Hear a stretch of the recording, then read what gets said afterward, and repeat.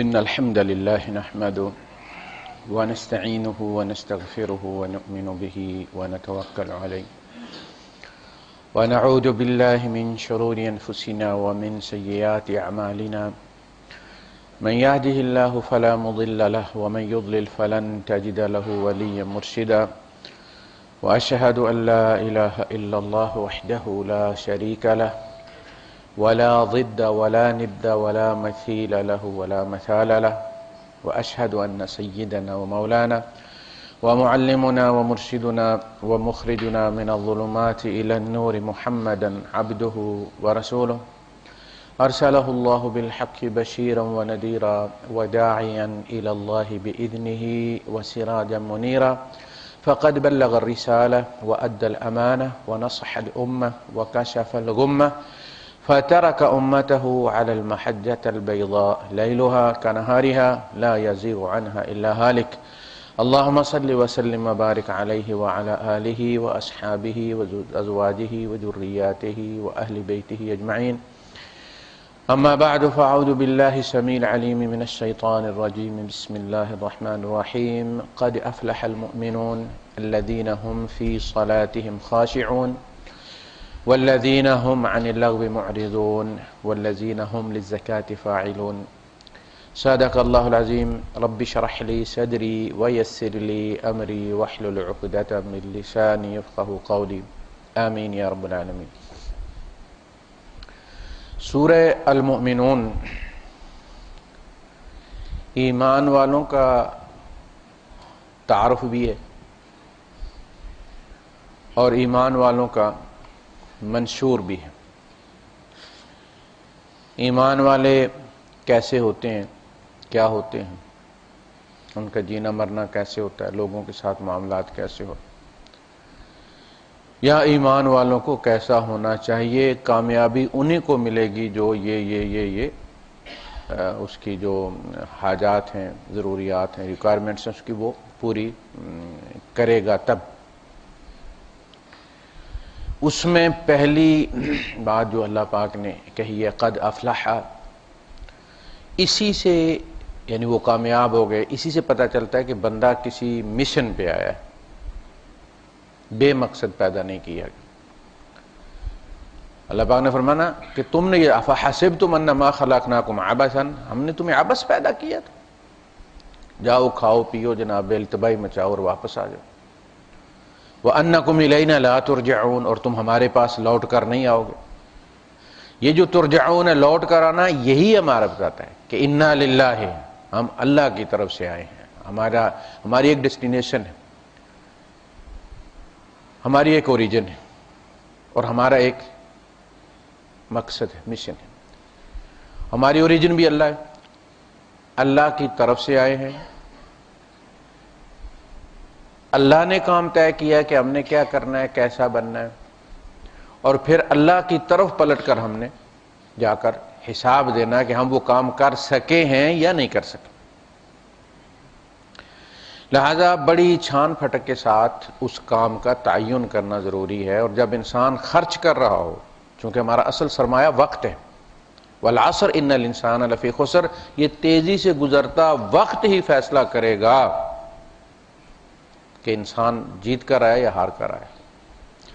اور اس حساب سے اللہ پاک نے فرمایا کہ تیزی سے گزرتا وقت جو ہے یہ گواہ ہے کہ انسانیت خسارے سے دوچار ہونے والی، یعنی جس طرح تم گزار رہے ہو نا ٹائم، یہ بتاتا ہے کہ تم خسارے سے دوچار ہو گئے۔ سوچ سمجھ کر وہ طے کرتا ہے کہ یہ ان کاموں میں شامل ہے جن کے لیے مجھے اللہ نے بھیجا ہے،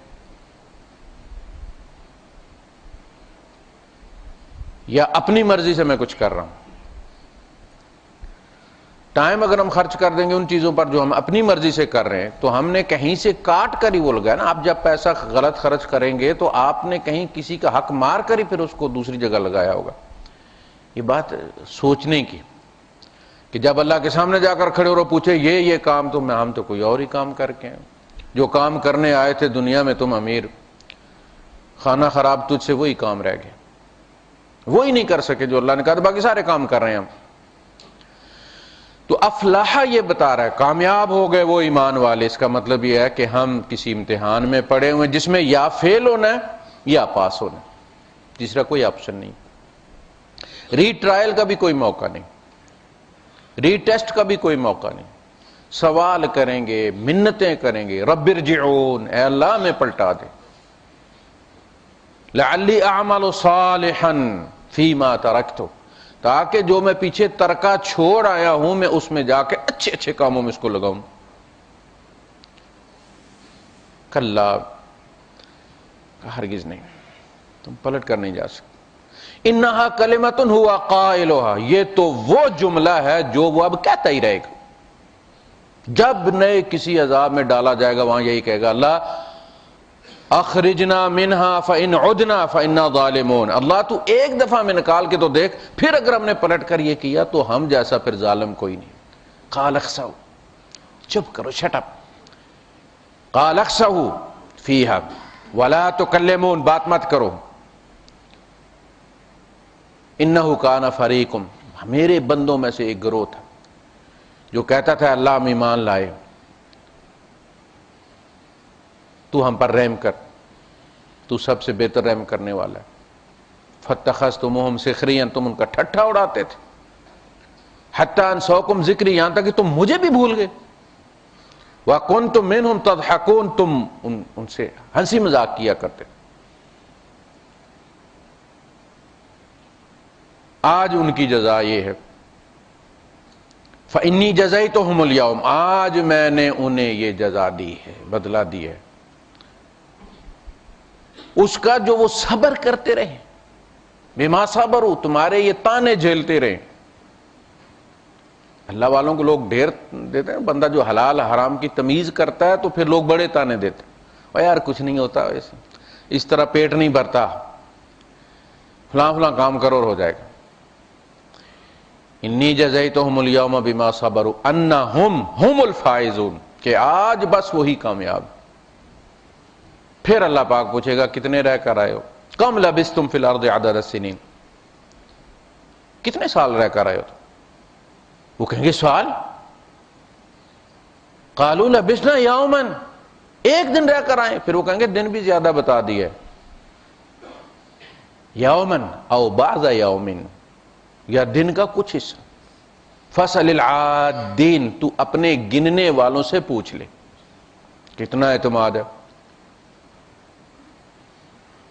اللہ پاک فرمائے گا تھوڑا رہ کر آئے، الا بستم الا قلیلا لو انکم کنتم تعلمون، کاش تمہیں یہ بات اس وقت پتہ چل جاتی کہ یہ 4 دن کی زندگی ہے، اس وقت تو تمہارے پہاڑ جیسی زندگی تھی، گزرتی نہیں تھی۔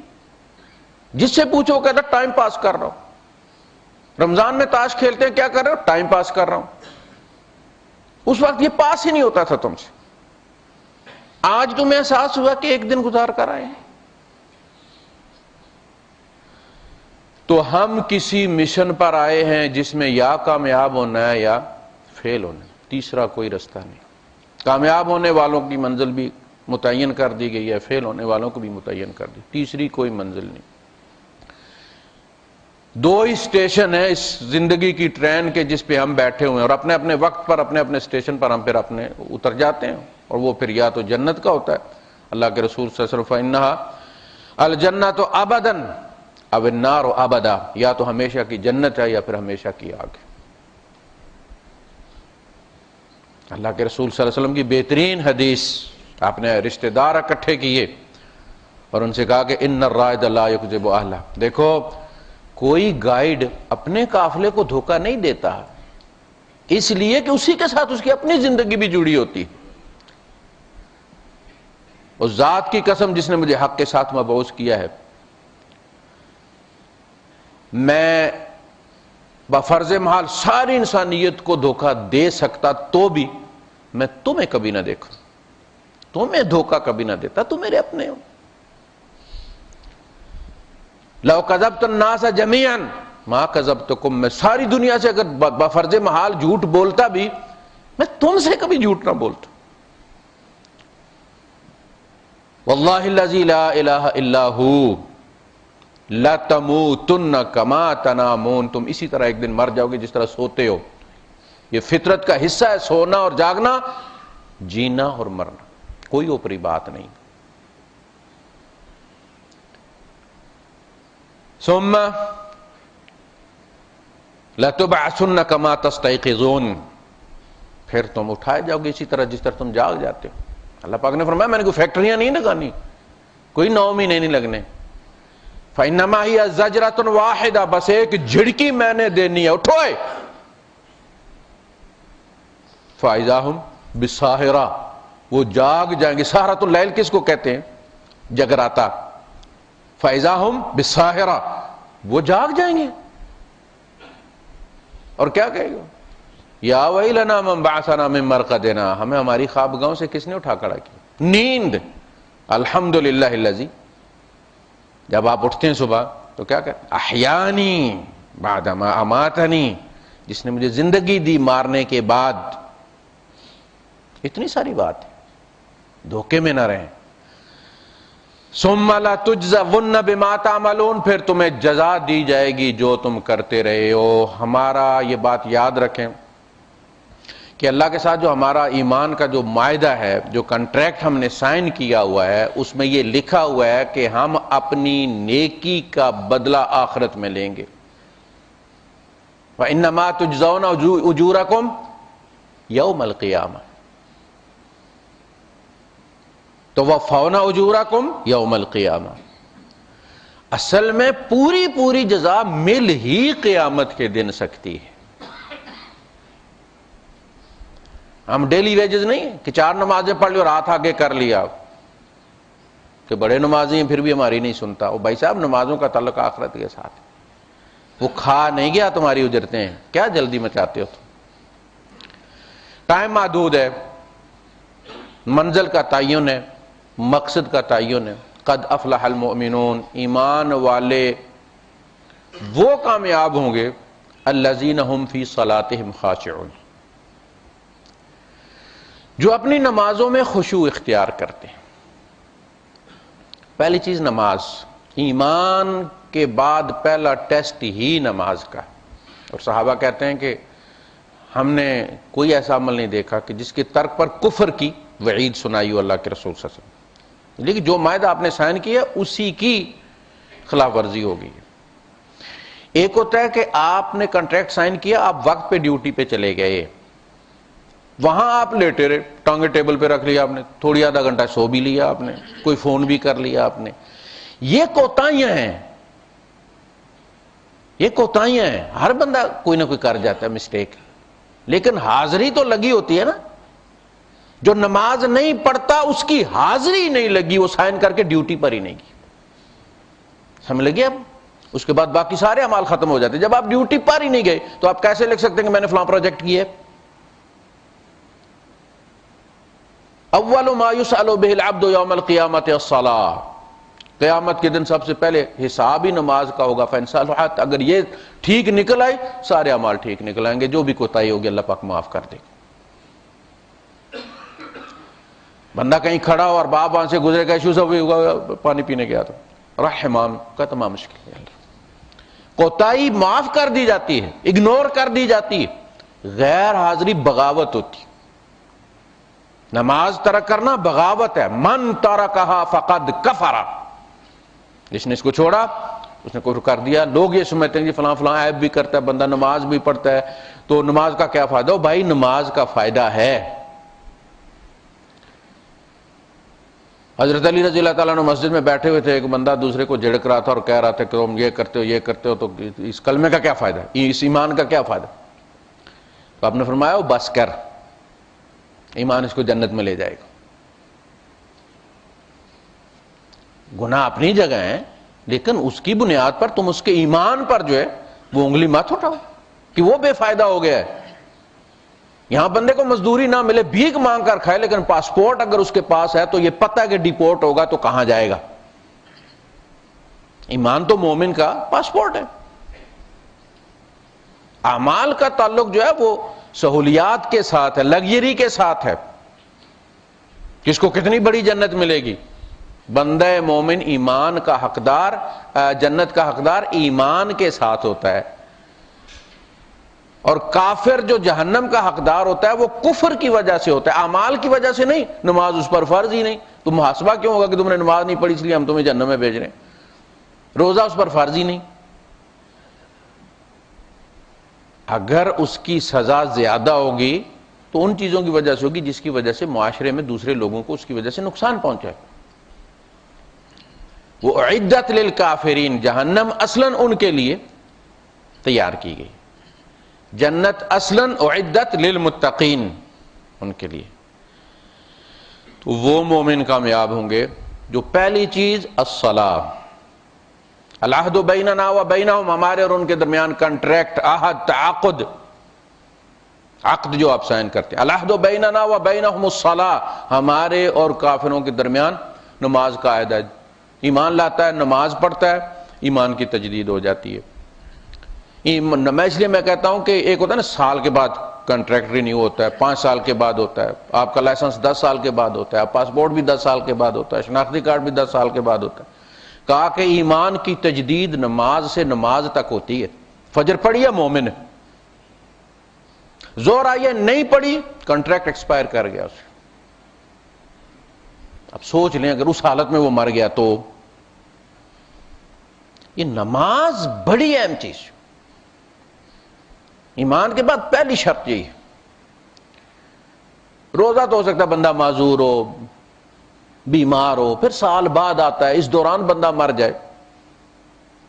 حج کی ساری زندگی بندے کو استطاعت نہ ہو، اب تو ویسے بھی یہی حال ہے، لگتا ہے کہ غریب جو ہے ان کو ساری زندگی نہیں ہوگی۔ امیروں کے لیے لگژری ایک ٹورسٹ پوائنٹ بن گیا ہے جب کہ یا تو ان 5 سٹار اور 7 سٹار ہوٹلوں میں قیام کرو اور حج کرو، اتنی استطاعت ہے تو حج کرو، 55,000 درہم کا، 50,000 درہم کا پیکج۔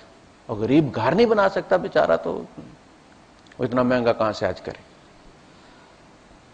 اب وہ بھی غریب امیروں کے کام ہو گیا ہے۔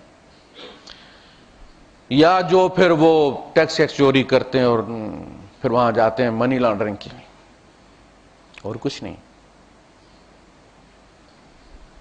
تو حج کی بھی استطاعت نہیں ہو سکتی، زکوٰۃ ساری زندگی نہیں دے سکتے۔ اللہ کے رسول صلی اللہ علیہ وسلم نے ساری زندگی زکوٰۃ نہیں دی۔ 100 بکریاں جس دن پوری ہوتی تھی ایک ذبح کر لیتے تھے، 100 بکریوں سے شروع ہوتی، 100 بکریوں کے بعد ایک بکری۔ حضور 100 جس دن پوری ہوتی تھی اسی دن ایک ذبح کر لیتے تھے۔ نماز ایسی چیز ہے کہ کسی حال میں معاف نہیں ہے، غریب ہے، امیر ہے، مسافر ہے، حالت جنگ میں ہے، حالت جنگ میں ہے اور دشمن سامنے کھڑا ہے اور پلاننگ کی ہوئی ہے کہ جب یہ نماز شروع کریں گے تو ہم حملہ کر دیں۔ فرمایا نبی جب آپ ان میں ہوں، وَإِذَا كُنْتَ فِيهِمْ فَأَقَمْتَ لَهُمُ الصَّلَاةَ فَلْتَقُمْ طَائِفَةٌ مِّنْهُمْ مَعَكَ، آپ ان میں سے ایک گروہ لے لیں، ایک گروہ مورچوں پہ کھڑا رہے، ایک آپ کے پیچھے ہے۔ جب یہ پہلی رکعت کے 2 سجدے کر لیں تو یہ ریورس ہو جائیں، چلے جائیں پیچھے مورچے پر، وہ پیچھے مورچے والے آ جائیں، آپ کے پیچھے کھڑے ہو جائیں، ایک رکعت وہ پڑھ لیں آپ کے پیچھے، پھر وہ اپنی دوسری رکعت پوری کریں اور واپس چلے جائیں، وہ پہلے والا طائفہ واپس آ کے پھر اپنی نماز پوری کرے۔ اور اس دوران کرنا یہ ہے کہ اصلا تم نے خذو حذرکم واسلحتکم، خبردار ہو آنکھیں نیچے سجدے والی جگہ پہ رکھ کے یا بند کر کے نہیں رہنا، آنکھیں ان کے مورچے پر کافروں، کیونکہ موومنٹ ہے کہ کوئی نہیں۔ نماز کسی حال میں معاف نہیں، کھڑے نہیں ہو کر، بیٹھ کر نہیں، لیٹ کر، اشارے سے، سجدہ نہیں، سجدہ رکوع اشارے سے کرو۔ وقت کا پتہ نہیں تو بھی نماز پڑھنی۔ سطر اس میں فرض ہے، جیسے قبلہ فرض ہے، قبلے کی طرف منہ کرنا۔ کہا اگر تمہیں قبلے کا تعین نہیں ہو رہا، تم صحرا میں ہو، ستاروں سے بھی تعین نہیں ہو سکتا، آسمان پر بادل ہیں، دن میں تو تم سورج سے اندازہ کر لیتے ہو کہ اس طرف سورج جاتا ہے، ہمارا قبلہ اس طرف ہے۔ تو نماز کی شرائط میں قبلہ بھی شامل ہے۔ تمہیں قبلے کا تعین نہیں، یہ نہیں کہا نماز چھوڑ دو، کہا نہیں، جس طرف بھی اپنے اندازے سے تم منہ کر کے کھڑے ہو جاؤ، اللہ ادھر ہی۔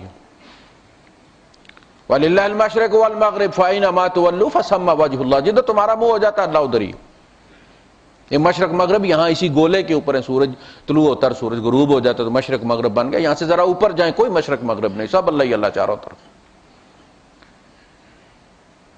بندہ ہے، بندے کو لوٹ کر چلے گئے، کپڑے بھی اتار کے وہ لے گئے کہ یہ سڑک پہ نہ چلا جائے اور کسی کو فریاد کرے، کسی گاڑی والے کو بتائے اور وہ فون پہ بتا دے کسی کو، اور آگے چوکی پہ لوگ ہماری تلاشی لے لیں. کپڑے بھی اتروا لیے اس کے، بندے کے پھینک دیا اسے. وہ کہتا جی نماز کا وقت آ گیا تو میں اب کیا کروں. مادر صاحب ننگا کر کے مجھے پھینک کے گئے وہ، تاکہ میں شرم کے مارے دبا رہوں، ادھر دبکا رہوں اور میں سڑک پہ جا کے شور نہ کروں. نماز کا وقت ہے، میں کیا کروں. تو نماز معاف نہیں. نماز کا وقت آ گیا، وہ بیٹھ جائے، بیٹھ کے وہ نماز ساری پڑھے گا دو زانوں، اور رکوع و سجود سجدے سے ہی کرے گا، اشارے سے کرے گا، دونوں سر کے اشارے سے. رکوع میں تھوڑا سر جھکائے گا اور سجدے میں زیادہ سر جھکائے گا، لیکن بیٹھ کر نماز پڑھے گا. اس حالت میں وہ سجدہ بھی نہیں کرے گا، رکوع بھی نہیں کرے گا. اسی طرح دو زانوں بیٹھ کے اس نے نماز ادا کرنی ہے. یہ ہے نماز. خاشعون الذین هم فی صلاتہم خاشعون. ایک ہوتا ہے خشیت، خشیہ، ڈر. وہ ڈر ہوتا ہے جو ہمارے یہاں اس کو زبان میں کہتے ہیں یرک جانا. وہ عبداللہ شیخ پوری ترجمہ کیا کرتے نا کہ اے موسیٰ یرکینا. یہ ہے کہ اندر، باہر ظاہر نہ کرے آپ انسان، لیکن اندر سے کانپ جائے. خشیت وہ ہوتی ہے کہ بندہ بڑے سے بڑے عہدے پر بیٹھا ہوا ہے، اندر سے خدا سے ڈر رہا ہے. یہ تھے صحابہ، یہ تھے عمر فاروق رضی اللہ تعالیٰ عنہ. دنیا ان سے ڈرتی تھی، وہ خدا سے ڈرتے تھے. بڑھیا نے کہہ دیا کہ عمر کو چھوڑوں گی نہیں. کہا ماں عمر کو کیا پتا یہاں صحرا میں تو رہتی ہے اور یہاں تو. کہا اگر نہیں پتا اسے تو کس نے کہا تھا یہ بوجھ اٹھائے امارت کا. اور بڑی منتوں ترلوں سے معاف کروایا اماں سے کہ اماں اب عمر سے راضی ہوگی. کہاں اب راضی ہوگی. پھر بتایا کہ میں عمر ہوں. یہ خشیت. ایک ہے خشع. خاشعون کا مطلب ہے ان کی تڑ ختم ہو جاتی ہے. کپڑے کو مایا لگی ہوتی ہے، شملے کو ایسے کر کے کھڑا ہوتا ہے، سوٹ پہنا کڑ کڑ کرتا ہے، وہ مایا لگی ہوتی ہے اس میں. جب اس کو دھوتے ہیں تو اس کی تڑ ختم ہو جاتی ہے. کہا کہ نماز میں ان کی تڑ ختم ہو جائے، ڈھیلے پڑ جائیں، مولڈ ہو جائیں. اللہ پاک نے اس کے بڑے طریقے اس کے سمجھائے کہ ان کی جلدیں کانپ جاتی ہیں. ثم تلین جلودہم، جلدیں ان کی نرم پڑ جاتی ہیں. زادتہم ایمانا، ایمان بڑھ جاتا ہے، ایمان بڑھتا ہے، جلدیں نرم پڑ جاتی ہیں.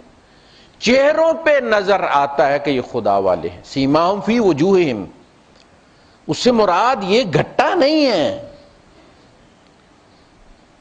پورے چہرے پہ نظر پڑتی ہے تو خدا یاد آ جاتا ہے. حضور سے پوچھا گیا نا ای الجلساء خیر یا رسول اللہ، اللہ کے رسول بہترین کمپینین کون ہے جس کے ساتھ بیٹھا جائے مجلس میں؟ آپ نے فرمایا من ذکرکم اللہ رؤیا، تو جسے دیکھو تو خدا یاد آ جائے. تو سیمام کا مقصد یہ ہے ثم تلین جلودہم، ان کی جلدیں نرم پڑ جاتی ہیں، ان میں فرعونیت نہیں ہوتی. یہ ہے تار ٹوٹ جائے. ادا کیا ہے؟ ہاتھ کھڑے کر کے کہتا ہے اللہ میں نے ہر چیز سے اپنے ہاتھ اٹھا لیے، اللہ اکبر، بس تو ہی بڑا ہے، میں چھوٹا. تیرے ہوندیاں سوندیاں معبودا، تیرے ہوندیاں سوندیاں محبوبہ، تیرا مجرم ہاں جی میں ہوا. جہاں تیرا حکم موجود ہے وہاں میری بات جرم ہے کہ میں کون، میری مرضی ہے، یہ جرم ہے. میری کیا، تو تیرا حکم موجود ہے. یا ایھا الذین آمنوا لا تقدموا بین یدی اللہ ورسولہ، ایمان والو اللہ اور رسول سے آگے مت بڑھو، زیادہ سیانے مت بڑھو، زیادہ حکیم مت بڑھو. لا تقدموا بین یدی اللہ ورسولہ.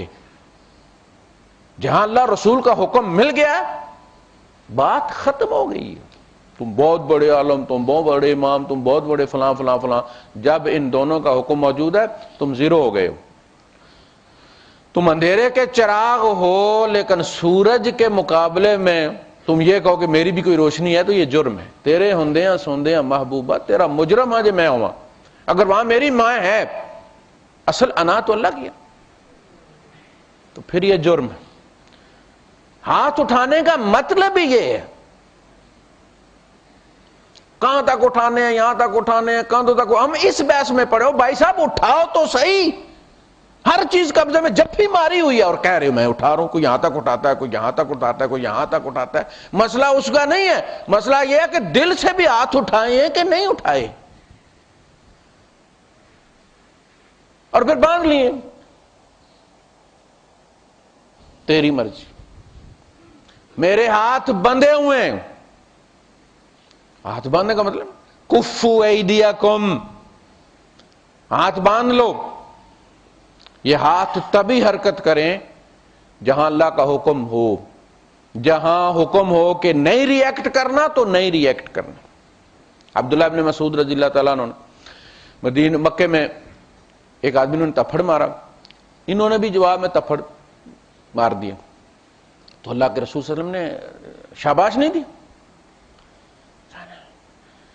تمہیں برداشت کرنے کا حکم دیا گیا تھا، اگر نہیں برداشت کر سکتے اپنے قبیلے میں چلے جاؤ، جب اللہ مجھے فتح دے گا تو آ جانا. لیکن ابھی تم ری ایکٹ نہیں کر سکتے، ابھی جھیلنا ہے، برداشت کرنا. اس لیے مکے میں منافق کوئی نہیں تھا. وہاں تو ادھر ایمان لاتے تھے، ادھر تتی ریت پر لٹا لیا جاتا تھا. نفاق وہاں تھا جہاں مفادات ہوتے ہیں. تو خشوع یہ ہے کہ بندے کی تڑ ٹوٹ جائے، ہاتھ اٹھا لے ہر چیز سے، دعوی ملکیت ترک کر دے، للہ ما فی السماوات و ما فی الارض دل میں جم جائے، جو کچھ ہے اللہ کا ہی ہے.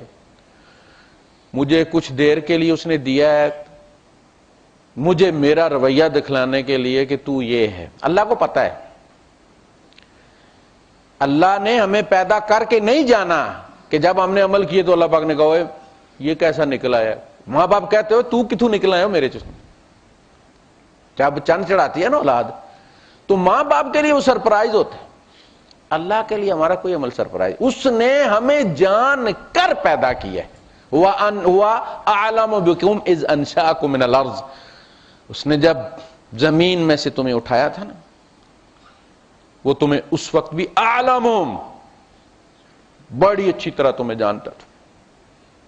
وَإِذْ أَنْتُمْ أَجِنَّةٌ، اور جب تم جن تھے اپنی ماؤں کی بطین. اصل میں جن کس کو کہتے جو نظر نہ آئے، جنین اسی سے بنا ہے، چھوٹا جن. جب تم جنین تھے اپنی ماؤں کے رحموں میں، وہ اس وقت بھی تم سے اسی طرح واقف تھا جس طرح آج. فَلَا تُزَكُّوا أَنفُسَكُمْ وَأَعْلَمُ بِمَنِ اتَّقَىٰ. اپنے آپ کو زیادہ شیخیاں نہ بگارا کرو، تم بڑے نیک ہو. وہ اچھی طرح جانتا ہے کون تقوی والا ہے. تو وہ جانتا ہے.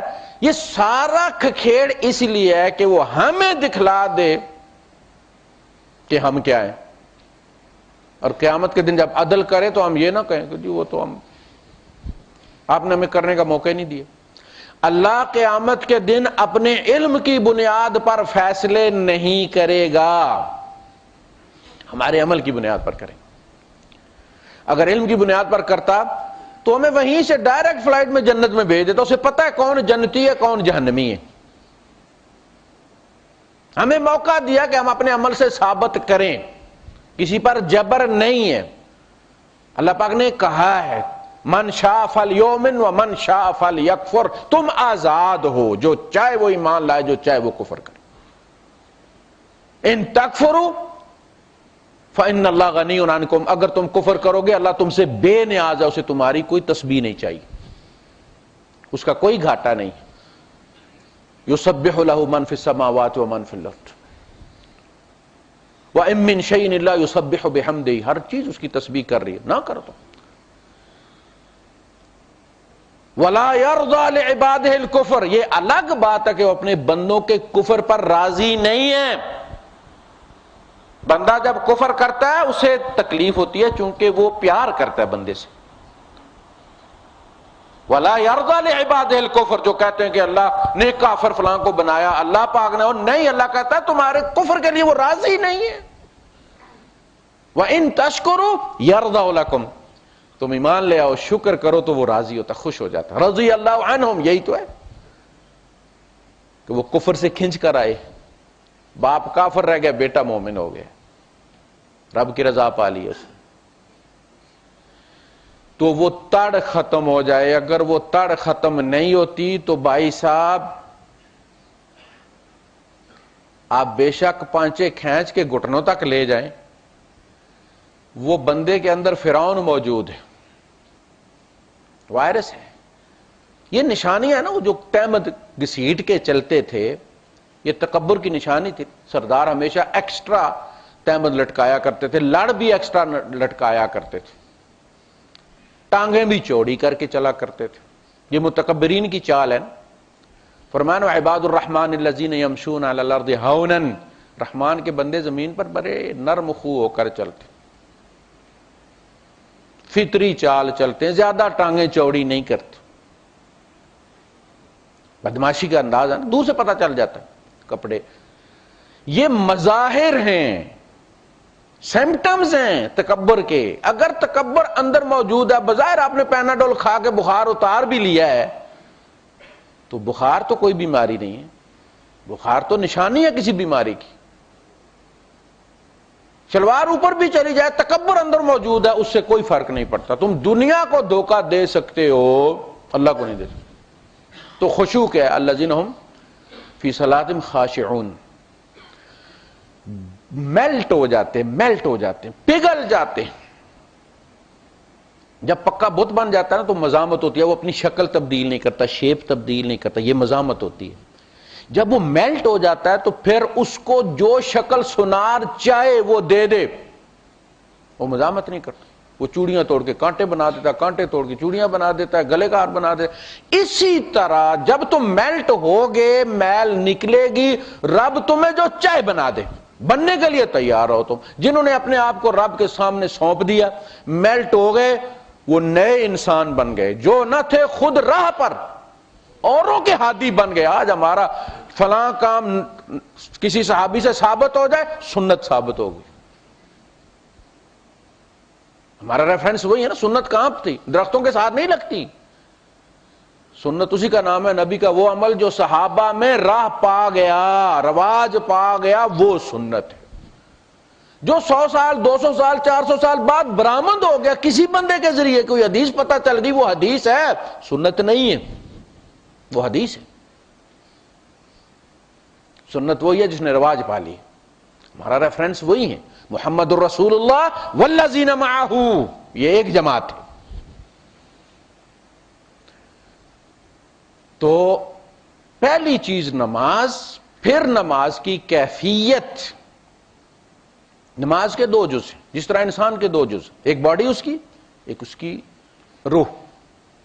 ان دونوں کے مجموعے کا نام انسان ہے۔ روح نکل جاتی ہے، بظاہر انسان چٹا گورا موٹا تازہ، بالکل اسی دن فٹنس رپورٹ لے کر آتا ہے ہاسپٹل سے، لیکن آپ اسے دفن کر دیتے ہیں اس لیے کہ اس کا دوسرا جز نکل گیا۔ آپ کہتے ہیں انتقال کر گیا، یعنی منتقل ہو گیا، تو وہ جو اصل تھی اس کی وہ منتقل ہو گئی۔ اب اس نے باڈی کو کیا کرنا ہے؟ آپ ہندوؤں میں بڑا بیٹا اگنی دکھاتا ہے، اس کو آگ لگاتا ہے۔ مسلمانوں میں بڑے بیٹے کو جنازہ پڑھانا چاہیے، قبر میں اتارنا چاہیے۔ کیا کرتے؟ سب سے عزیز تو یہی رشتے ہوتے ہیں۔ کیا کرتے ہیں؟ مٹی کے سپرد کر دیتے ہیں۔ یہ ہے ان کے پاس۔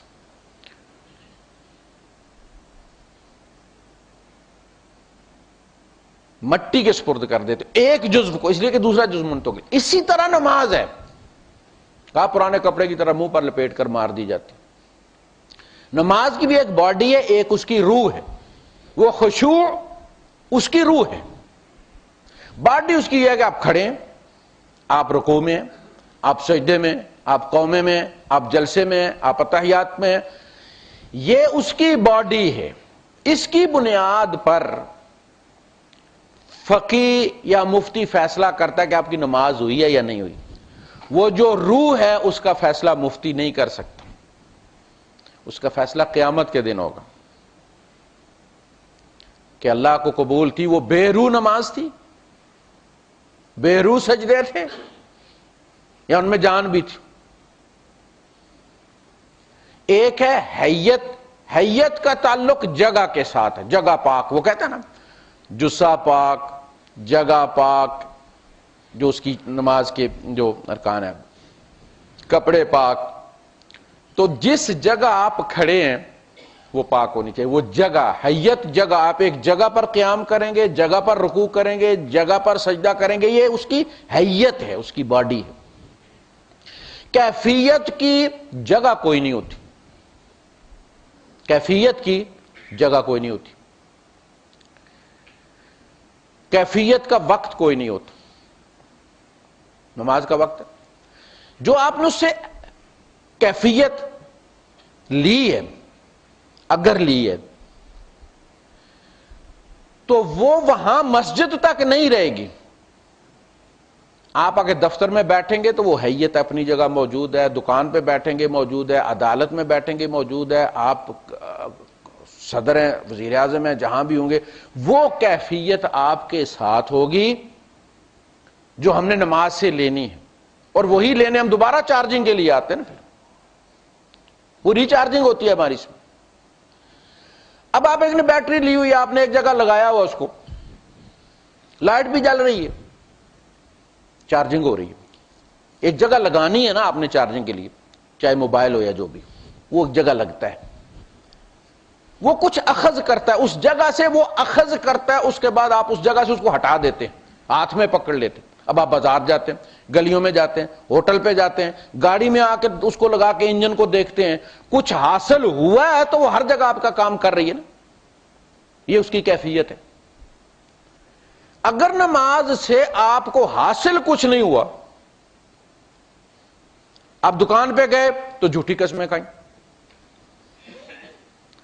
کم تولا، کم ناپا، بد نظری کی، تو کہاں کیفیت ہی کوئی نہیں. لکھ دیا گیا کہ چارجنگ پہ تو لگا ہوا تھا، 7 نمازاں پڑھ دے، اتنا ہی زیادہ غصہ چڑھ دے. چارجنگ پہ آپ نے ٹھوکا ہوا وہ 12 گھنٹے، اور ادھر آپ بات کریں ادھر کہیں کر جائے وہ، تو ایسے موبائل کو کیا برتا، وہ بیچنے کا قابل بھی نہیں ہوتا، اٹھا کے کچرے والے ڈرم میں پھینکتے ہیں اس کو. وہ بات ہے کہ کچھ لوگوں کی نمازیں ان کے سر سے اوپر بلند نہیں ہوتی، منہ پر پرانے کپڑے کی طرح مار دی جاتی ہیں. پکڑ اپنی نماز، اس لیے کہ وہ ایک کلمہ حق نہیں کہہ سکتی، وہاں بھی جھوٹ بول دیتی ہیں. نظروں کا شٹر کتنا بڑا ہے یار، یہ کوئی اسٹیل کا تو نہیں ہے نا، اس کو نیچا کرنا، گیلنس کو تھوڑا سا لو کر لینا.